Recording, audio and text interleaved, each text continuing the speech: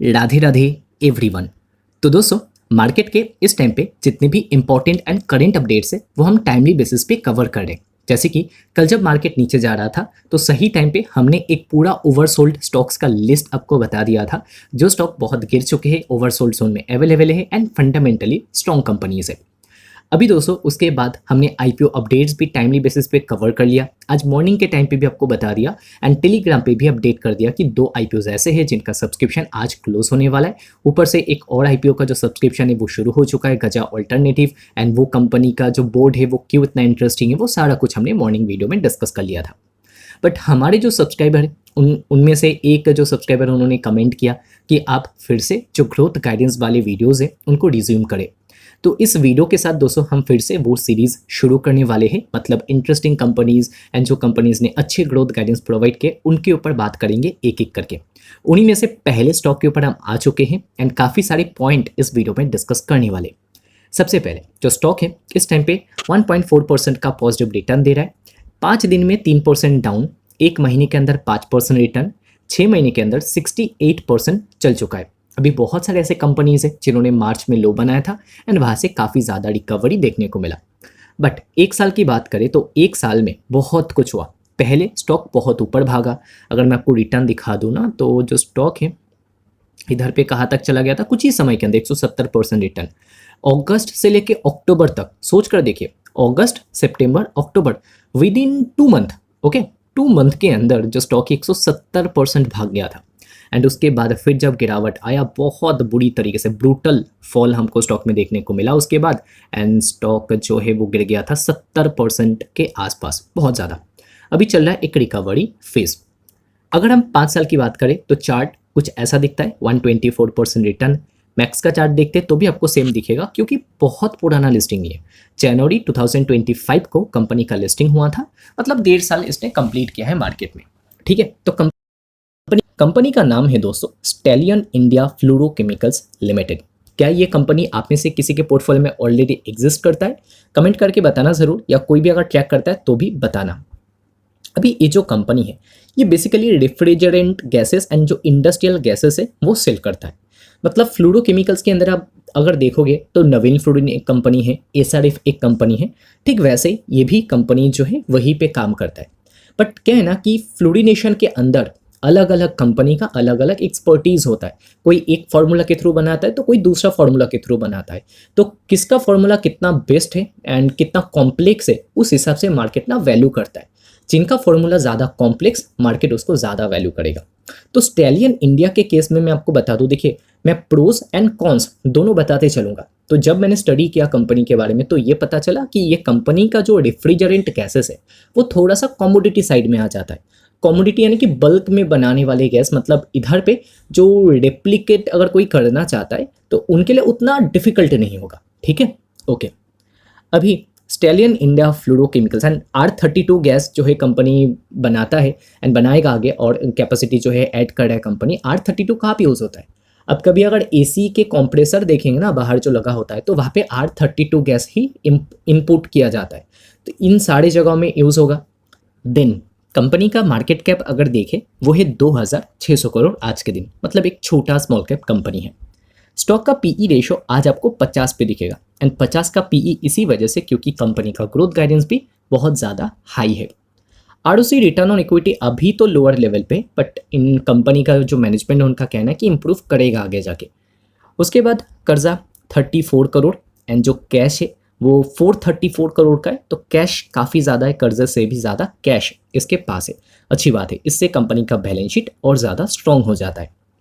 अभी stallion India company का जो सेल्स है वो रिसेंट या लास्ट क्वार्टर जून में इंक्रीज हुआ था 10%।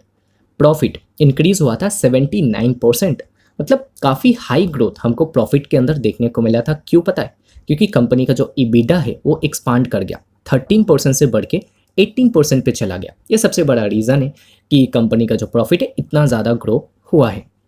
और नीचे आ जाए एंड लॉन्ग टर्म का परफॉर्मेंस अगर चेकआउट करें तो 2021 में कंपनी का सेल्स था 118 करोड़, उसके बाद 186, 226, उसके नेक्स्ट ईयर कंपनी का जो ग्रोथ है वो थोड़ा रुक गया था, आप देख सकते हो।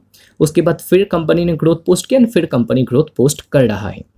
मार्जिन की बात करें वही 13% या 15% के रेंज पे कंपनी ने मेंटेन कर रखा है लास्ट कुछ सालों से। प्रॉफिट जो कंपनी एक टाइम पे 10 करोड़ का कमा रहा था, आज 50 करोड़ से ज़्यादा का प्रॉफिट कमा रहा है, क्योंकि छोटा कंपनी है ना, तो ज़्यादा दिखता है। बैलेंस शीट में अगर आप देखोगे तो कंपनी का बोरिंग्स 2 करोड़ से 34 करोड़ हुआ है लास्ट ईयर, जो कि बहुत ज़्यादा भी नहीं है क्योंकि कैश काफ़ी है। फिक्स एसेट की बात करें तो 31 करोड़ का ही फिक्स एसेट है, बट हाँ अभी कंपनी थोड़ा बहुत खर्चा कर रहा है। 35 करोड़ का CWIP में पैसा आपको दिखेगा। कैश फ्लो, तो क्या कंपनी कैश जनरेट करता है? अगर आप 2023 से 2025 तक का डेटा देखेंगे तो आंसर है नो, कंपनी ने कैश जनरेट नहीं किया था। पर 2026 में 39 करोड़ का कंपनी ने कैश जनरेट किया, मतलब प्रॉफिट को कैश में कन्वर्ट किया है। अच्छी बात है, क्योंकि इससे पहले तो माइनस में नेगेटिव में ही दिखता था, बट अभी 50 करोड़ में से 39 करोड़ कैश में कन्वर्ट कर लिया। देन अगर देखिए शेयर होल्डिंग पैटर्न, तो इधर पे क्या है ना कि आपको दिखेगा कि जो प्रोमोटर का स्टेक है ये वाले टाइम पे बहुत ज़्यादा चेंज हो गया, राइट, बहुत कम हो गया। दिसंबर 2025 से मार्च 2026 बहुत स्टेक कम हुआ। तो ऐसे टाइम पे देख के लगता है कि प्रोमोटर ने तो बहुत माल बेचा, बट ऐसे टाइम पे ना थोड़ा सा आपको फिर बैलेंस शीट में आ जाना है, एंड बैलेंस शीट में आके साइड में कॉर्पोरेट एक्शन का भी टैब मिल जाएगा। इसको देखना है क्या कंपनी ने कोई पब्लिक में फंड रेज तो नहीं किया। तो इधर पे अगर आप देखोगे तो पब्लिक इशू तो हुआ था 2025 के टाइम पे, एंड 2026 में भी राइट इशू कंपनी ने किया था। एक बार टाइमिंग भी हम मैच कर लेते, ये कब हुआ था चेंज, तो शेयर होल्डिंग पैटर्न में फिर देखें तो दिसंबर 2025 से मार्च 2026, मतलब आप कह सकते हो कि आपको इसी बीच जो है देखना पड़ेगा कोई फंड रेजिंग हुआ था या नहीं। फिर आ जाते बैलेंस शीट में, एंड इधर पे आपको दिखेगा येस राइट इशू जो है वो हुआ था उसी बीच, फरवरी 2026, मतलब दिसंबर से मार्च क्वार्टर के बीच में ही ये आता है। एंड इसी वजह से जो प्रोमोटर का स्टेक है आपको कट होता हुआ दिखेगा। एंड प्रोमोटर ने जो स्टेक है वो सेल भी किया था। एंड मैं आपको झूठ नहीं बोलूँगा, अगर ट्रेड्स के अंदर देखें तो देखिए प्रोमोटर डायरेक्टर इधर पे सेलिंग हुआ था 20 करोड़। देन अक्टूबर 2025 में भी सेलिंग हुआ था 25 करोड़। बट ये जो सेलिंग हुआ था ना, इसके पीछे का रीज़न ये बताया जा रहा था कि इधर पे देखिए डाइल्यूशन से पहले प्रोमोटर का स्टेक सेल हुआ था। क्यों हुआ था आगे मैं आपको वीडियो में बताऊंगा। बट क्या ना कि अगर आप देखेंगे कोई बहुत बड़ा इन्वेस्टर है जिनका नाम हम सब लोग जानते, तो ऐसा कोई इन्वेस्टर मेरे को मिला नहीं।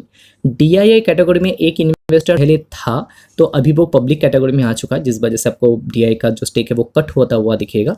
एंड FIs के पास बहुत ज़्यादा स्टेक नहीं है। अभी कितना ग्रोथ गाइडेंस दिया कंपनी ने, चलिए देख लेते।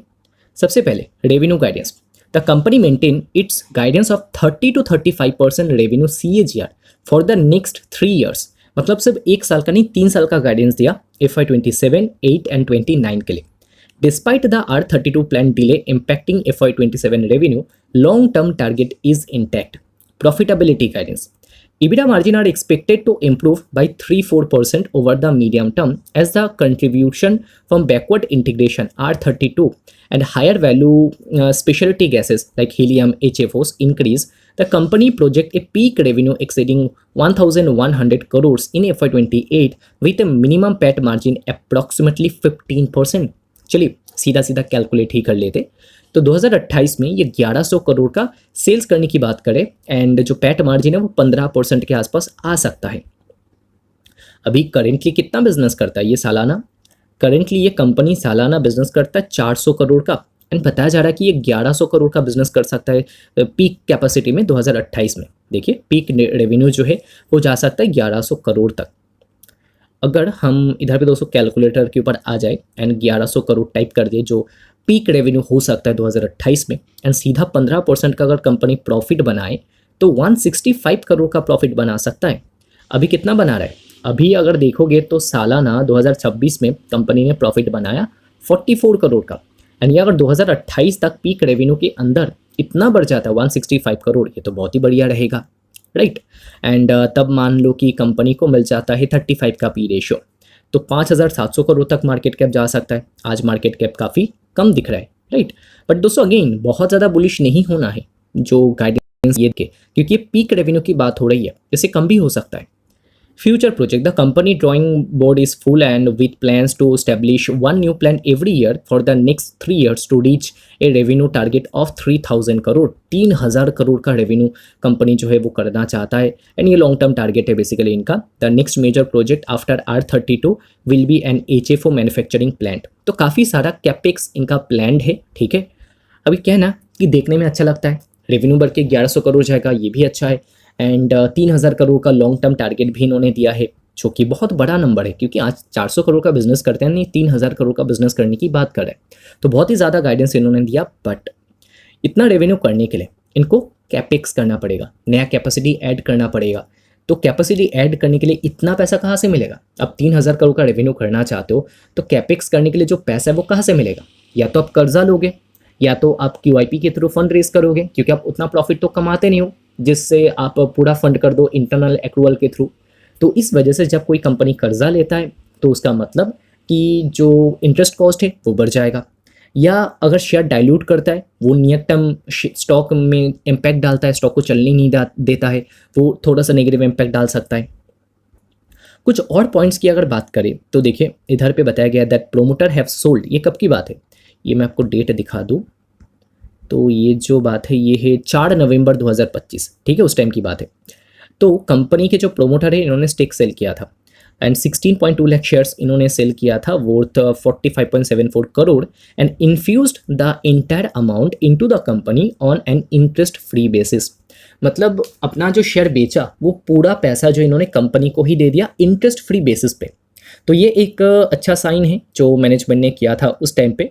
तो ऊपर से देखने में लगता है कि प्रोमोटर ने सेल कर दिया, ये तो नेगेटिव है, बट प्रोमोटर ने सेल करके प्रोमोटर का जो पैसा मिला इन्होंने कंपनी को ही दिया एंड वो भी इंटरेस्ट फ्री बेसिस पे. तो ये एक अच्छा चीज़ इन्होंने किया था. उसके बाद अगर कुछ रेड सिग्नल्स की बात करें कि खराब क्या है, क्योंकि हर बिजनेस में थोड़ा तो रिस्क फैक्टर होता है, तो इसमें रेड अलर्ट में ये है that the biggest near term risk is project execution and funding requirements. The R32 plant was delayed because funding arrived later than originally planned, moving the commissioning timeline to December 2026. पहले बात हो रहा था कि जुलाई तक ये हो जाएगा, बट अभी दिसंबर की बात हो रही है. Then management also acknowledged that the faster expansion could require additional funding, potentially through equity dilution or debt. जैसे मैंने आपको बताया कि बहुत तेज़ी से कैपेसिटी ऐड करने वाले इतना तो प्रॉफिट कमाते नहीं है, पैसा कहाँ से मिलेगा? या तो डाइल्यूशन करना पड़ेगा इक्विटी को या तो कर्जा लेना पड़ेगा. Q1's unusually high margin are also not considered sustainable at the same level. मतलब इस बार जो मार्जिन एक्सपांशन हुआ ना 18% का बढ़िया मार्जिन, मैनेजमेंट ने कहा कि अनयूजुअल है, सेम लेवल पे सस्टेन हो पाना डिफिकल्ट है. With management saying roughly half of the EBITDA improvement came from inventory related benefits and the favorable crisis period planning. तो बेसिकली इनको बेनिफिट मिल रहा है इस टाइम पे, इन्वेंटरी बेनिफिट मिला तो उस वजह से आपको EBITDA में इंप्रूवमेंट दिख रहा है. उसके अलावा और क्या है? The biggest opportunity is the companies transition from a distribution focused fluorochemicals business towards manufacturing backward integration. जो companies chemical companies backward integration के ऊपर फोकस करेंगे ना, वो उनके लिए बहुत ज़्यादा अच्छा है.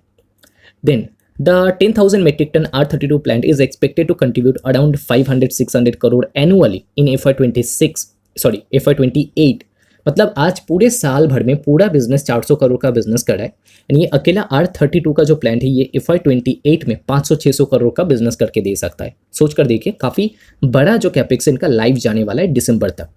While the plant HFO manufacturing could have a capex of approximately 350 to 400 crore. अभी 400 करोड़ कंपनी कहाँ से लाएगा? देखिए HFO मैन्युफैक्चरिंग में इतना खर्चा होगा 350-400 करोड़. कंपनी सालाना कितना प्रॉफिट कमाता है? कंपनी तो 40 करोड़ का प्रॉफिट कमाता है एंड इनको कैपेक्स करने के लिए 350-400 करोड़ लगेगा, वो तो इंटरनल एक्रूवल के थ्रू पॉसिबल नहीं है, तो कर्जा लेना पड़ेगा या शेयर डाइल्यूट करना पड़ेगा. कैपेसिटी ऑफ 10,000 टन्स के लिए इनको ये चाहिए and HFO manufacturing is expected to significantly improve revenue, EBITDA and PAT. Okay, तो ये ओवरऑल अपडेट है जहाँ पे हमने पॉजिटिव नेगेटिव सब कुछ देख लिया. ग्रीन अलर्ट की अगर बात करें तो बताया जा रहा है that the company has also completed preparation of its 1,200 metric ton high purity helium plant which is expected to generate revenue from Q2. Management expect helium demand to grow significantly across semiconductors, electronics, healthcare, aerospace and defense. Okay, तो ये कुछ positive factor के अंदर भी आ जाता है. बाकी growth guidance तो हमने देख लिया, जहाँ पे 30-35% का रेवेन्यू ग्रो करने की बात करें। इसके अलावा बैकवर्ड इंटीग्रेशन जो कंपनी कर रहा है and higher value specialty gases के अंदर जो जा रहा है, जब ये मिक्स चेंज होगा, मतलब हायर वैल्यू से ज़्यादा कंट्रीब्यूशन आएगा, ज़्यादा रेवेन्यू आएगा, तो कंपनी का मार्जिन भी इंप्रूव करेगा। यानी ये मैनेजमेंट बता रहा है कि मार्जिन आगे जाके 3 से लेकर 4% इंप्रूव भी होने वाला है। यानी कि एक तो high growth guidance in revenue, दूसरा मार्जिन एक्सपांशन करने की भी बात करें, ओवरऑल गाइडेंस तो काफ़ी सॉलिड है। अभी चाहिए एक ही चीज़ एंड वो है सॉलिड एग्जीक्यूशन, जो इन्होंने कहा है। तो दोस्तों ये था ओवरऑल एक अपडेट स्टेलियन इंडिया फ्लोरोकेमिकल्स के ऊपर। बाकी आपके पास अगर कोई डेटा अवेलेबल है एक्स्ट्रा इस कंपनी के बारे में, इस कंपनी को लेकर, आप चाहो तो कमेंट करके बता सकते हो। इस वीडियो को और ज़्यादा लंबा नहीं करेंगे। अगर आपको वीडियो अच्छा लगा है तो लाइक कर सकते हो, एंड अगर आपने चैनल पे फर्स्ट टाइम विजिट किया है तो इस टाइप के वीडियोस और भी मिलेंगे चैनल पे, तो आप जो है सब्सक्राइब करके देख सकते हो for just 1 month. I hope disappoint आप नहीं होंगे। एक्स्ट्रा कंटेंट चाहिए लाइक रिसर्च रिपोर्ट्स, तो आप मेंबरशिप ज्वाइन कर सकते हो यूट्यूब में, एंड अगर टेलीग्राम ज्वाइन नहीं किया तो उसको लिंक आपको डिस्क्रिप्शन में मिल जाएगा। अभी जाइए ज्वाइन करके आ जाइए फ्री ऑफ कॉस्ट। ओके, तो वीडियो को दोस्तों यहीं पे एंड करते हैं। वीडियो देखने के लिए बहुत बहुत शुक्रिया। मिलते हैं अगले वीडियो में। राधे राधे।